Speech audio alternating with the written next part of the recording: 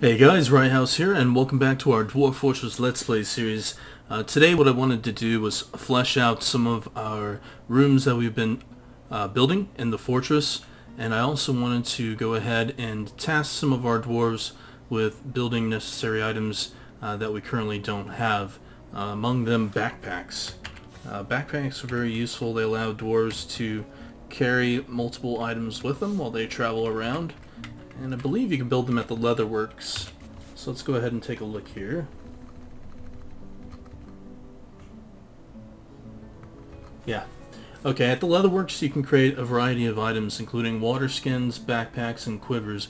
Quivers are useful for your dwarves who are march dwarves, so they can carry around enough bolts for their crossbows. They're very useful. You'll definitely need quivers. I definitely recommend equipping your military with backpacks and water skins.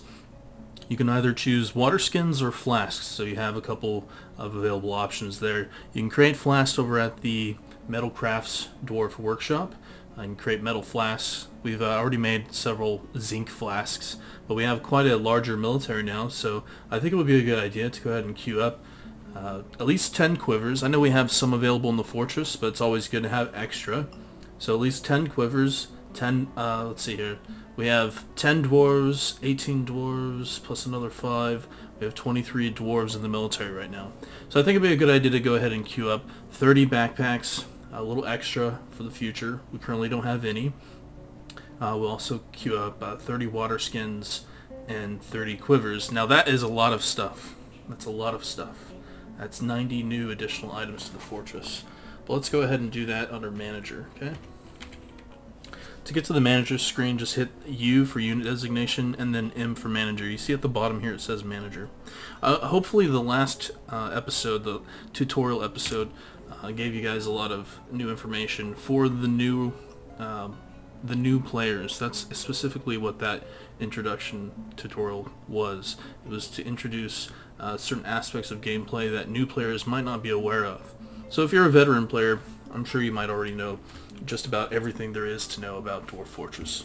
Alright, so let's go ahead and queue up a new order here. Hit the Q key. And let's create some leather backpacks. And let's make 30 of those leather backpacks. And then let's queue up another leather quiver. We'll make 30 of those. And then finally, actually we don't need 30 quivers, do we? Let's remove that. Let's make 10 quivers. So queue up 10 leather quivers.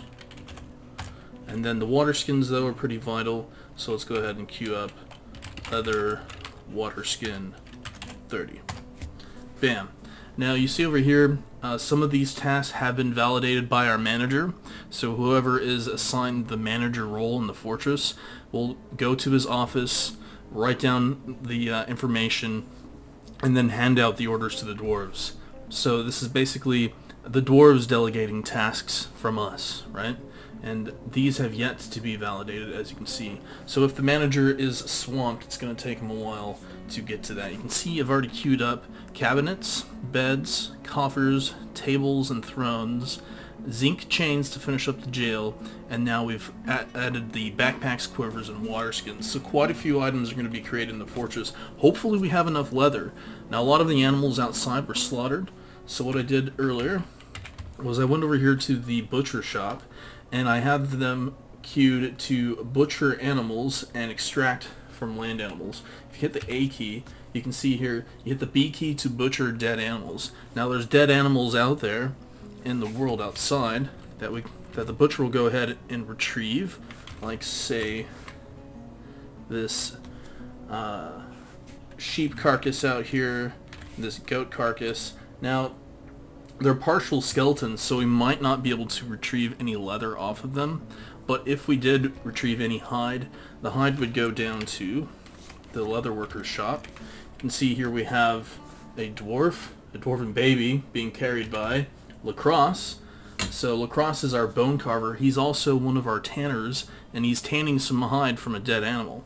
Okay, so after he's done tanning the hide, he'll store that leather downstairs in our leather stockpile right here. So you can see our stockpile here has leather goods and cloth goods already stored up. And if we go ahead and hit the K key, I believe, you can see here over this tile is a leather bin. If you hit the enter key, you can see what kind of leather is in the bin right now. We have possum leather, reindeer, mule, nautilus, dingo, goose, one-humped camel, which I believe are called dromedaries. One-humped camels are called dromedary camels, I believe. And the two-humped camels are called Bactrian camels. I don't know why he put one hump and two hump, but yeah. Anywho, let's see here. Now we have those tasks already set up. Another thing is I wanted to check to see what our charcoal stores are, how much charcoal we have currently. So let's go ahead and try to find that. I really wish there was a search function for this. This would make things a lot easier.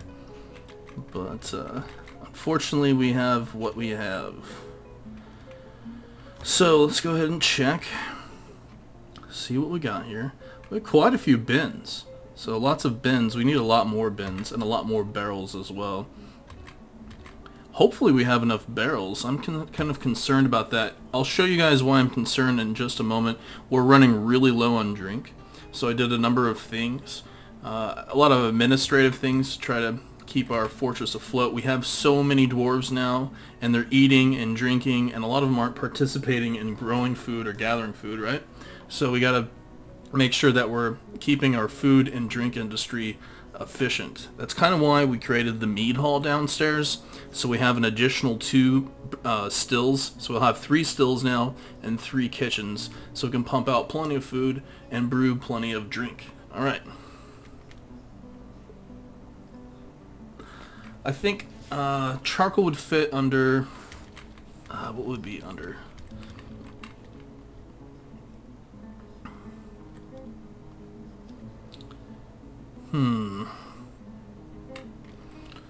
What would charcoal be under here? I really need to figure that out. Anywho, if we go up here, we can check our charcoal bins, perhaps. There's a bar block bin full of charcoal. There's 5 in there. None in there. 5 in there. So we might only have like 10 charcoal. Just to make sure, let's go ahead and queue up another order to make charcoal. And let's make 30 additional charcoal. And let's put that charcoal at max priority, just so that it gets worked upon immediately. Alright.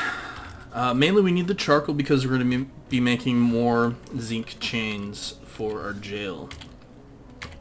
Also, I went ahead and expanded our residential area down here. We have so many dwarves, and unfortunately I don't think we have enough beds, but this should be enough for over 100 dwarves, okay?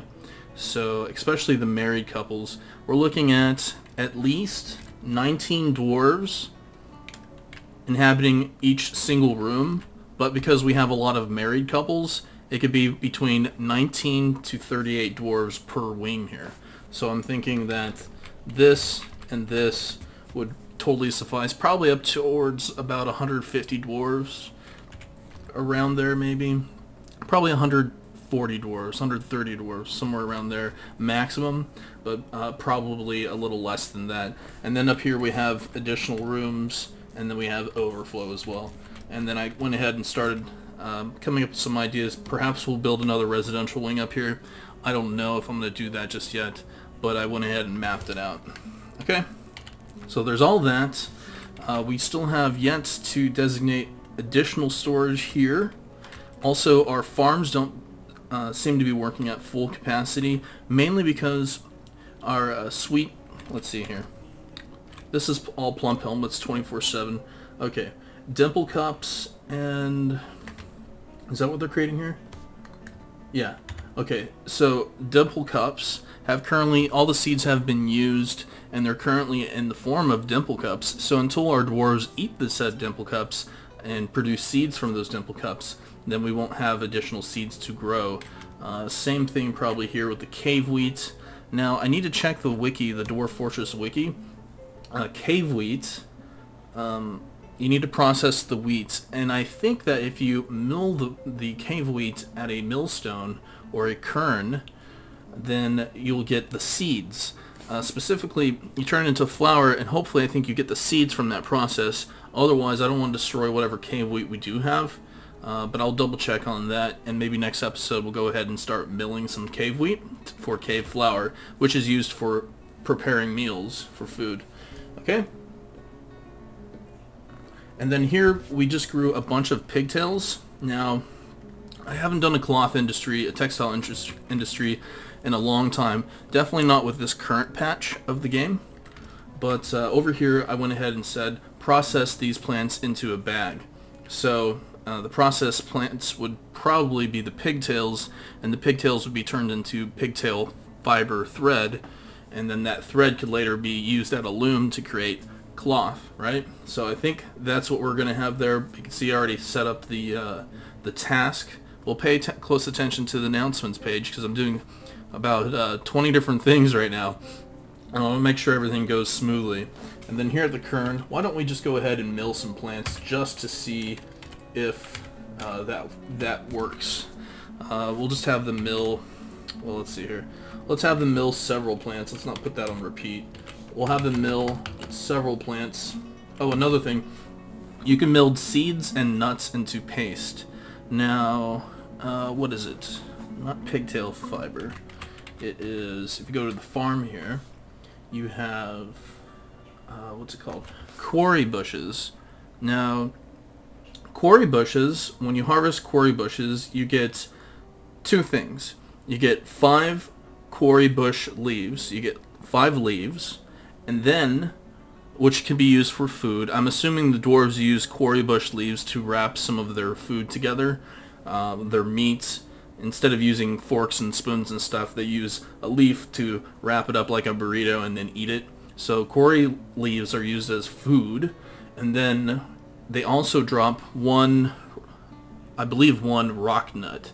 So each plant will continue to reproduce itself, right? So you get a bunch of quarry nuts, and you can turn those into those quarry nuts into rock nuts oil. And rock nut oil can be used in place of animal tallow, which is rendered animal fat. And rendered animal tallow and rock nut oil can be used for soap making. Okay?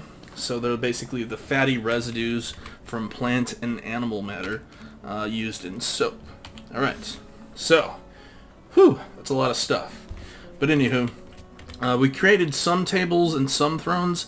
Largely, I think we've been using up all the tables in the fortress because that's all I have currently in the fortress right here. All the tables and thrones that were left. So I queued up another large order for more tables and more thrones to finish up the meat hall. And then I placed the zinc chains here in the jail, and I queued up another 6, so we'll have a couple left over for dog chains. I'm going to chain up a couple war dogs up near the entrance or over here, just to catch any kind of critters that want to venture into our fortress, right? Like goblin thieves or kobold thieves, so they don't get in, and the guard dogs find them first, right? Okay. So that is that. Quite a bit of stuff. Alright, so we're going to go ahead and let the fortress run now. And get back to business. Lots and lots of stuff.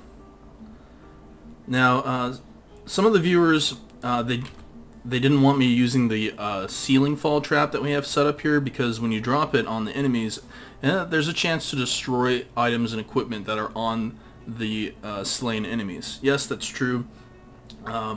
I wouldn't normally create a large, complicated trap like this, but with how our fortress is set up, it's very necessary. And I'll show you why. Earlier I wanted to show you the wagon path that a wagon takes in order to get into your fortress.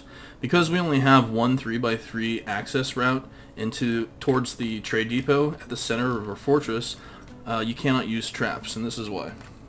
If you hit the capital D for depot access, you can see here W, the flashing here is going to give me a headache here, but W stands for the wagon path. So wagon access, X is no wagon access. D, accessible depots. So you can see we have a clear path. It's a one by one tile, pretty much path all the way to the depot. That's very important. If you place any traps along this route, you're going to block the wagon access. So keep that in mind. Very important. And when you start placing traps and you have a fortress layout like this, and you start placing traps, and all of a sudden you're wondering why none of the trade wagons can reach your depot, that's the why. Okay? So instead, we have 3 drawbridges and a ceiling fall trap, plus our military at the front. And I think that would make it far more interesting of a Let's Play. Now, I do want to capture goblins in cage traps. I definitely want to capture us some goblins, especially once we start creating the arena. In the arena, what we're going to do is we're going to try to capture a wide variety of animals, vicious, hostile creatures that we can throw into the arena, and then what we'll do is we'll have fun little 10-minute episodes where we pit a goblin versus like a saltwater crocodile, or a whatever we can catch, a slug man versus a goblin, you know, a giant, oh crap, a vile force of darkness has arrived. Another one. We just survived one, and we're getting a second one. Oh man. Alright. Oh boy, what are these? Oh man. Now, this is going to be very, very difficult here, because these are all goblin bowmen.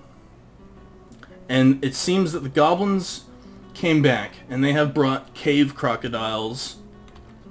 They have also brought voracious cave crawlers.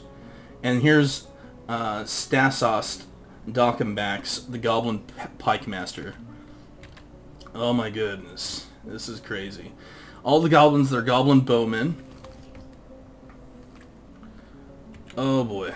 Okay. So this is, we need to get all the dwarves back into the fortress. Alright guys, well, I'm going to pause the video here. We're going to set up the fortress defenses, and when we come back, we're going to let this vile force of darkness try their darndest to destroy our fortress.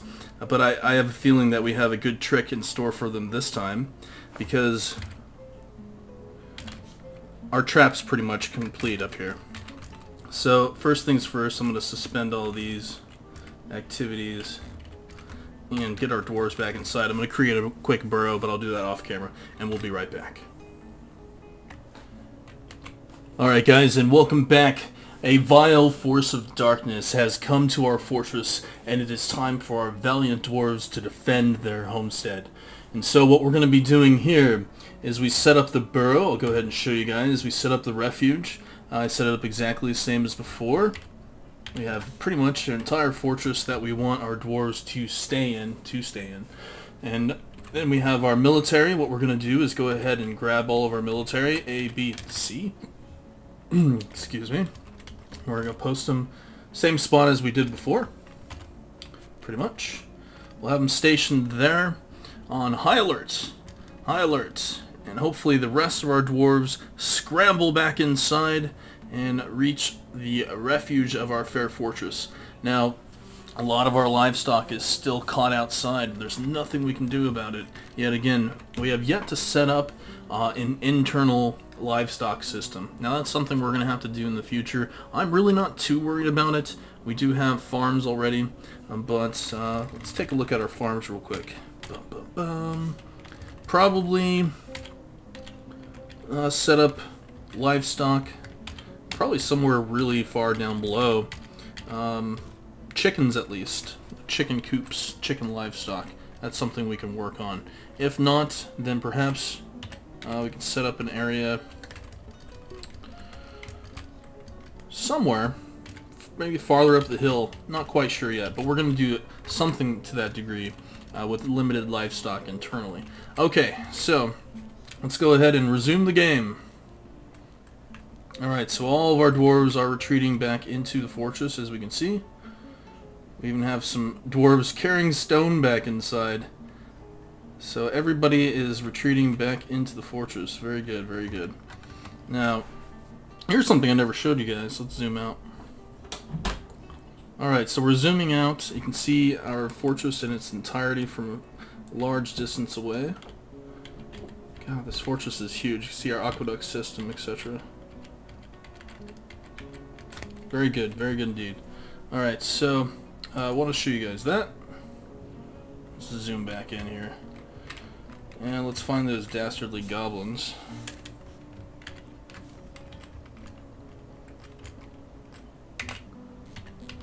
Where were they? A vital force of darkness.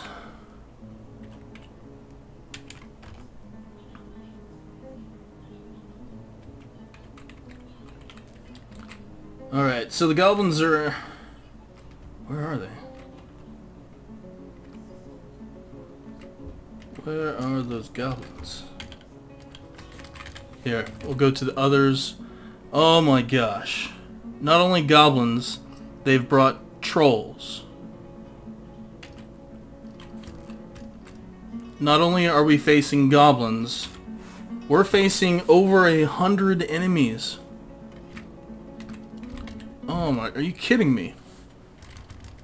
Goblin pikemasters, goblin bowmen, cave crawlers, trained cave crocodiles, more macemen, goblin swordsmen, goblin spearmasters, cave crawlers, and trolls. Trolls will actually bust down walls. We can't really... Oh, this is going to be very dangerous, guys. We do not have a military sufficient to beat them one-on-one. They will destroy this entire fortress. We might be under siege for quite a while. That's all I have to say. This might carry on into several Let's Plays. We'll have to see. Alright, so for now, though, perhaps we can catch... And Malka gave birth to a girl. What a time to give birth. What a time. Squeeze that baby out and grab a hammer. It's the best advice we have.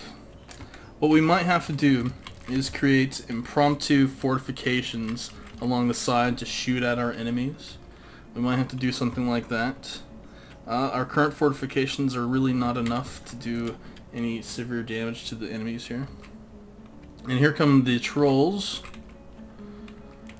Okay, first things first. Let's pull up the gate. Let's at least get our defenses up.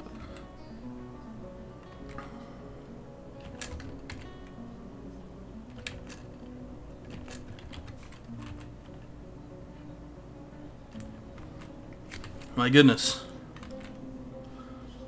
Goblins and trolls. This time the goblins came back in force. Oh my gosh, you can see all the goblin bowmen there. God, how much stuff do they have here? They brought copper bows, iron breastplates, jaguar leather quivers, copper helms, lots of troll fur equipment. Did they bring quiver? Yeah, they brought a quiver with 34 copper arrows. So they do have plenty of arrows. We're looking at hundreds and hundreds of arrows that they could fire at our dwarves. Each one could kill one of our dwarves. So gotta be very careful here, guys. I'm pretty sure that they're gonna have free reign of the fortress outside. Alright, so we're on lockdown right now. We're on complete and total lockdown. Anybody that comes to trade with us, they're not going to be able to do so. The trade caravan is going to get destroyed. Hopefully they flee, and we won't be able to protect them. That's concerning for me because relations are going to deteriorate. We might end up at war with multiple kingdoms because of that. Alright, so one of the things we can consider doing, I don't know if this is a good idea or not, is perhaps finish our little bunkers that we're working on to post marksmen, to post mark stores up in these little battlements here. That would be very important for us to have. So let's take a look at what we have here. So these are up-down stairs. In order for us to get this done here, we're going to need to create the up-down stairs all the way down and deeper into our fortress so we can have access to these locations. So let's go ahead and do that. I'm going to remove the other designations. You can see here I had already designated a tunnel down, but I'm going to remove these and turn them all into up-down stairs. So let's go ahead and do that.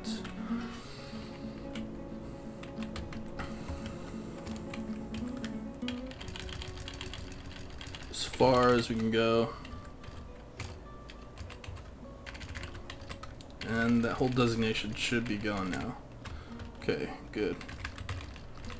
And then we need to come up with an idea of where we're going to hook up these tunnels. And I'm thinking right here, no, one level up, one level down. Here we go. Right here is where we'll set up and link our tunnels, okay? So first things first, let's start linking up our tunnels. We're going to have to get some kind of firepower on the enemy here. And let's create up-down stairways. That's I key. Go down one floor. You know what? We can actually probably do it even closer. Okay, here, let's do this instead. Let's do designation, upward stair, right here. And then we'll mine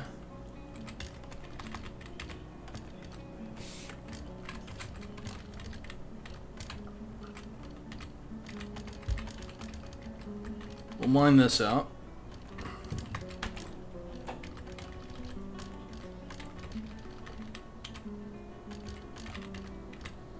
We'll have it connect to our baritrum there. Alright, I like that. And then let's go ahead and remove the designations here. I forgot how deep I made them, but I made them pretty deep.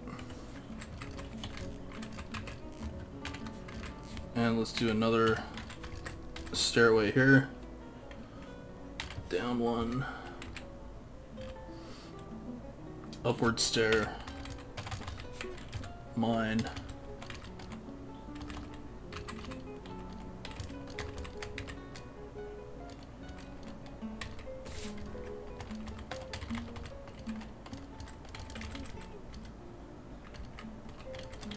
Let's place access over here.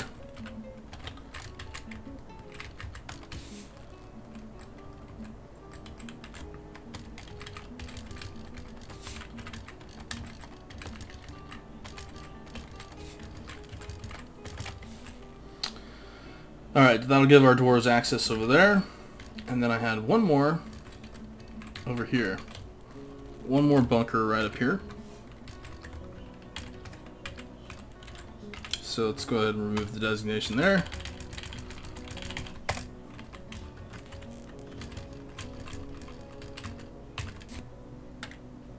And build one more of these. Alright.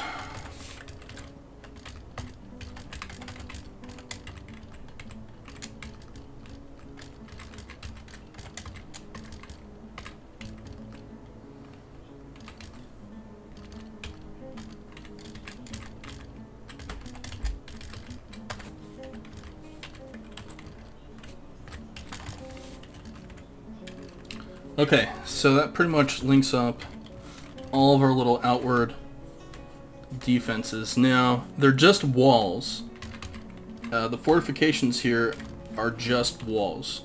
So the idea here is to create a downward stair on top, floors on the side, fortifications all along the rim. And then using that, we can place our mark stores on top. Now, we can either do that, or we can build it up another level. In that case, what we would do is build another up-down stair, floor, walls all the way around, and then go up another level, another Z level, and then place fortifications around the side. Okay, doing that, then we would have slightly taller fortifications to shoot from. That would be fun.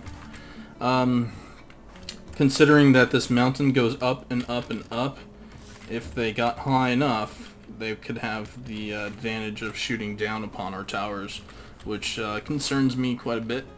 But until we get more defenses set up even higher, like up here would be a good plateau, and even higher up here, then that's all that we have available right now. Okay, so that's it for this episode right now, guys. We're gonna go into more detail with this siege in the next Let's Play. I think this Let's Play is already about 30 minutes, so stay tuned as another vile force of darkness besieges Limulaban. This time, this siege, we have over 100 enemies on our map. They do not belong here, and we're gonna have to destroy them to the best of our abilities. Until then, take care and have a good one.